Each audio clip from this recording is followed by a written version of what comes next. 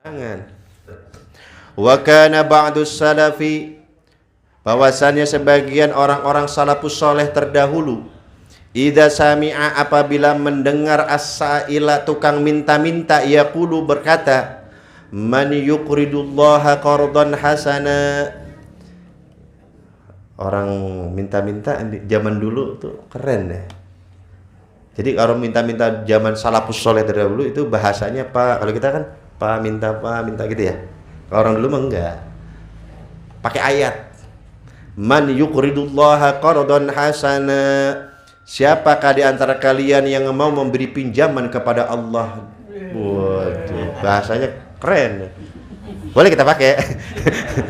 Jadi begitu kita punya duit, man yuqridullaha qardan hasana. Oh, punya duit nih. Apal nih. Itu surah Al-Baqarah ayat 245. Man yuqridullaha qardan hasana.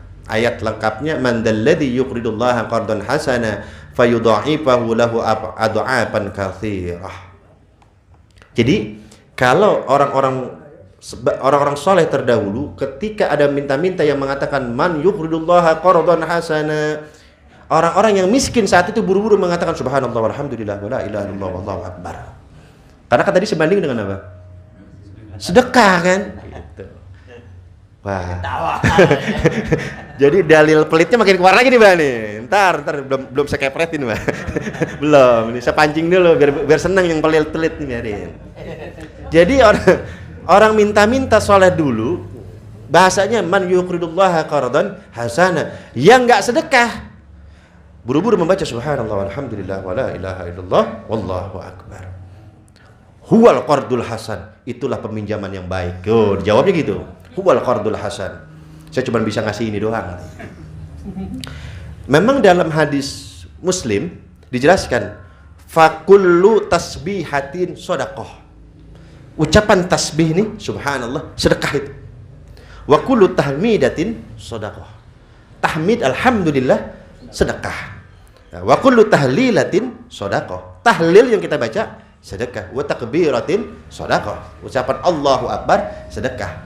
Nah, makanya ketika ada orang minta-minta subhanallah alhamdulillah wala ilaha illallah wallahu akbar, wah tenang dah. Saya habis ngaji, dalil kuat nih. Rawahu Muslim. Waduh, Muslim di bawah-bawah. Rawahu Muslim. Kenapa? Memang betul. Saya baca ini di Syarah Ratib Al-Attas, yang satu lagi, yang sebelah lagi, Syarah Ratib Al-Attas, wal faqiru yanubu minhu at-tasbih wa ghairuhu minal adhkar manabus shadaqati minal ghani.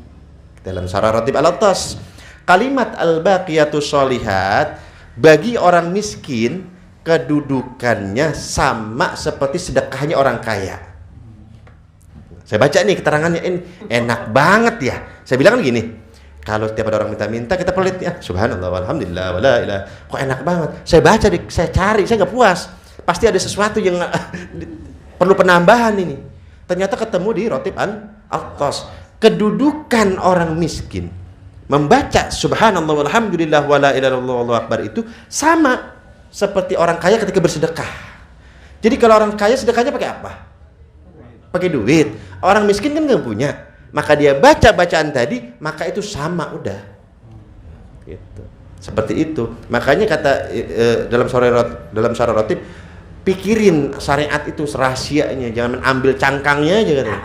Mentang-mentang ini kamu harus cerdas. Ini cari, buka aja kitab Syarah Ratib Al-Attas. Bilang begitu. Mau kaya apa miskin? Nah, tambah lagi dalilnya makin kuat, Mbak. Apa dalilnya? Orang-orang miskin nih. Lau sadaqas sa'ilu. Apabila yang diminta oleh si peminta, apabila ada tukang minta-minta itu minta, kan Pak makan Pak, belum makan Pak. Ternyata apa yang dia ucapkan itu benar. Memang dia minta itu buat apa? Buat makan. Ma'aflaha man raddah, maka orang yang tidak memberi sedekah itu dia termasuk orang celaka. Wah, orang miskin kan makin dengerin ini hadis makin kencang ini dalil nih. Tadi rawahu Muslim. Sekarang ini nih. Walaupun hadisnya dhaif tapi kan li fadhailil a'mal boleh. Ya. Jadi kalau ada orang minta-minta, kemudian apa yang dia minta itu memang betul, nyata gitu. Buat keperluannya dia. Kemudian kita mohon maaf Pak, sedangkan kita punya. Lah, itu kita nggak beruntung itu. Kalau nggak beruntung berarti apa? Celaka dong, rugi dong kita. Nah, saking mengamalkannya hadis ini orang salafus saleh dahulu ketika man yuqridullaha qardan hasana. Ini kalau mereka tuh macam-macam tingkatannya, ada yang membaca subhanallah alhamdulillah wala ilaha illallah wallah, ada yang keluar membawa jarum nemuin, kemudian mengatakan hal pisau bika min ghiyar, pulan saya kalau uang nggak punya, mungkin baju kamu bolong, sini saya jahitin. Masya Allah, tuh dulu tuh ini mah orang tukang minta-minta pakainya compang-camping, kesian ya, udah kesian doang. Itu zaman dulu mah, pulan barangkali baju kamu bolong, sini saya jahitin. Itu orang dulu tuh, Masya Allah. Kenapa? Sebab mereka takut termasuk golongan orang-orang yang dimaksud oleh Allah dalam surah Ad-Duha ayat 10. Fa'ammal yatima fala taqhar wa ammas sa'ila fala tanhar. Kepada orang yang meminta-minta, jangan sekali-kali kamu membentaknya, mengusirnya. Takut, pulang saya cuma punya jarum doang, sini saya jahitin. Gitu tuh. Kita kan sedekah tuh sering gitu ya, buruk sangka. Datang nih, kayaknya dia pakai mabok nih. Belum apa-apa udah kayak mabok. Bener nggak? Ini orang masih muda ini. Kenapa minta-minta ini? Ngasih. Enggak. Kebayang nggak di sini? Ada orang minta-minta. Pak, buat makan, Pak. Kayaknya nggak buat makan deh, gitu kan? Ternyata itu orang yang minta-minta mati kena lapar. Apa yang akan kita jawab nanti ketika ditanya oleh Allah Subhanahu Wa Taala? Mau ngomong apa? Kita ngomong, saya pikir bohong-bohongan ya Allah. Bohong-bohongan bagaimana? Orang udah pucat begitu. Bohong-bohongan. Jangan begitu. Yang kedua, biasakan dari sekarang. Kalau kita memberikan sesuatu kepada orang yang meminta-minta, sebelum dia mengucapkan terima kasih, kita dulu yang mengucapkan terima kasih. Sebab hakikatnya saat itu Allah gerakkan dia datang ke kita agar kita berbuat baik hari itu untuk sedekah. Kalau misalkan Allah nggak gerakkan, bisa aja ke tetangga kita. Kalau Allah nggak gerakkan, itu orang bisa jadi ke orang lain. Kenapa kok ke kita? Sebab Allah menginginkan saat itu Allah memberikan taufiknya, petunjuknya kepada kita agar saat itu kita bisa mengeluarkan harta kita untuk bersedekah. Paham? Jadi jangan terima makasih nih, orang gue ngasih nih, makasih. Salah itu, aduh. Sebelum dia ngomong makasih ya. Boleh tanya, ini tradisi orang Betawi bagus, Mbak. Orang Betawi banget. Makasih ya, maafin ya. Ini nih dua nih, orang Betawi ini. Padahal nggak ngapa-ngapain, salah apaan? Orang Betawi ngomong begitu, makasih ya, maafin ya. Karena baru ketemu udah minta maaf. Lebaran mulu, oh cakep itu. Karena kan bisa jadi mungkin anggota tubuh kita yang kurang apa, kayak gitu. Terus kalau misalkan minjemin, itu kita belum apa-apa udah nanyain kapan ganti. Pak, minjemin belum? Saya bingung kadang-kadang, minjemin belum udah nanya kapan gantinya. Bener nggak? Orang datang nih kayak kita, Kang, ada uang nggak? Anak lagi butuh banget nih, berapa duit? 1 juta. Entar rencananya gantinya kapan? Belum megang itu orang. Bener nggak?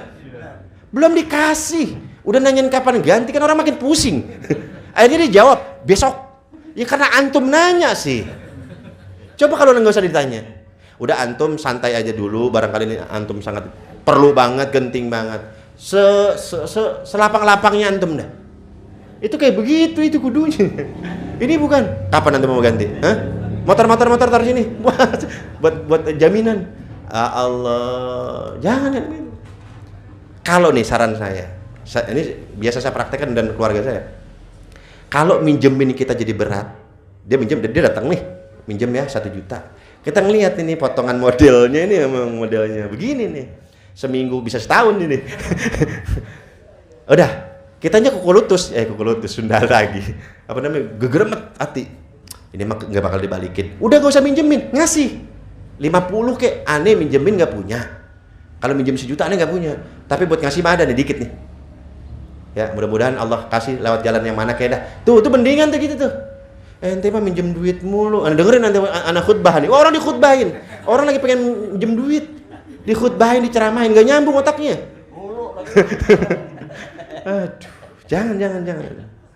Kan Allah senantiasa akan menolong hambanya selama hambanya mau menolong sesamanya.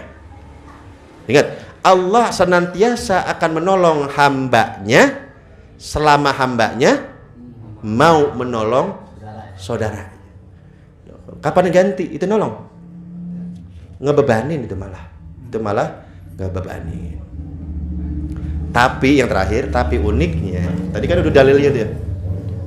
Kalau orang minta-minta, kemudian dia punya, dia nggak ngasih, maka dia termasuk orang yang celaka. Hei orang-orang yang sering minta-minta, jangan dalil itu yang dipakai. Jangan dalil itu yang suka-suka nyapir. Jangan dalil itu yang Anda pakai. Kenapa? Berarti Anda tidak menyayangi saudara Anda sesama muslim. Kenapa? Orang-orang miskin dulu, walaupun mereka sangat butuh sebutuh-butuhnya, mereka pantang minta ke orang lain. Kenapa? Akhafu ayyaruduni fala yuplihu. Aku takut mereka tidak memberikan sedekah kepadaku, dan saudaraku ini termasuk orang yang celaka di sisi Allah. Aku nggak mau mereka celaka. Tuh. Jadi adil ya.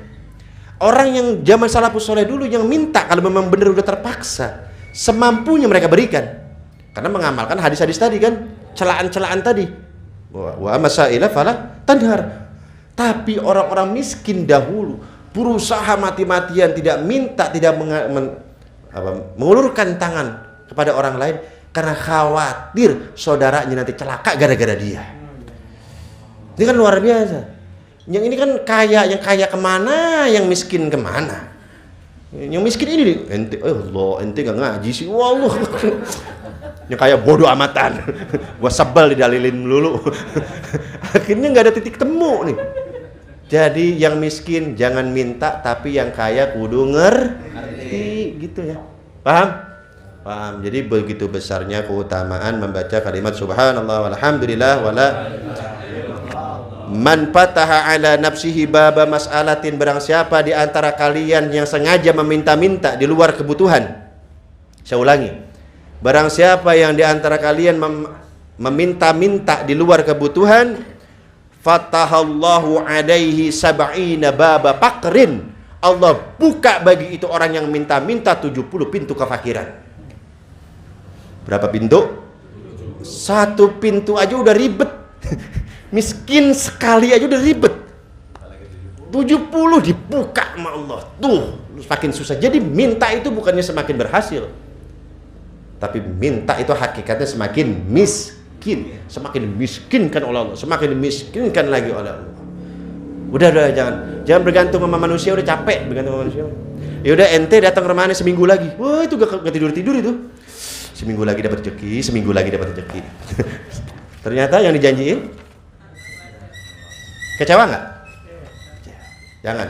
Mendingan kita gantungin kepada Allah. Kalau kita menggantungkan kepada Allah, nggak ada pernah kecewanya.